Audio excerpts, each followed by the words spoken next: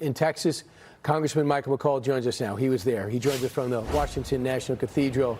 Congressman, why was it important for you to be there? Well, I think it's an honor to the legacy of a giant, a great man. What a wonderful tribute to such a powerful man, a man of action, as they talked about. An American original is what many of them said. You heard Sean Hannity reference to Prime Minister Netanyahu, President Zelensky.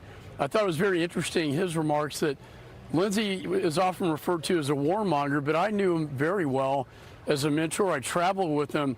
Everything he did was designed to peace, towards peace. It was peace through strength, as Reagan had talked about. In fact, in the Middle East, he was always going to Saudi Arabia to talk about normalization with Israel.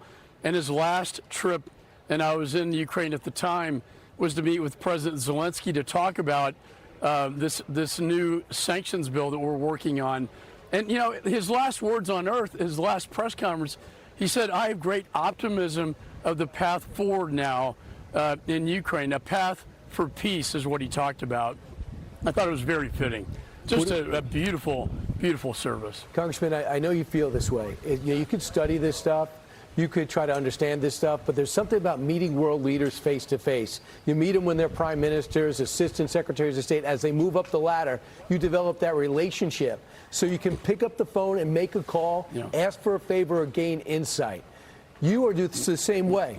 What did Senator Graham get by meeting these men and women in charge?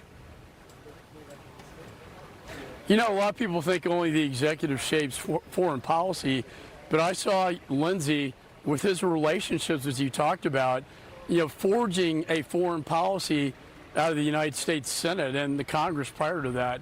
I would see him meet with world leaders like, you know, the Prime Minister of Israel to President Zelensky, to leaders all across the world, and shaping that foreign policy.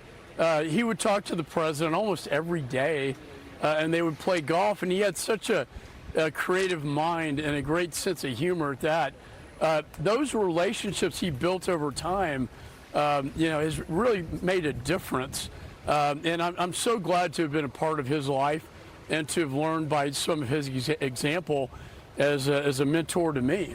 Yeah, and you were on his last trip over to Ukraine, and he couldn't wait to hop on a Sunday show the next day and talk about that and maybe put off a visit to the doctor. Congressman Michael McCaul, thanks so much. Always appreciate it.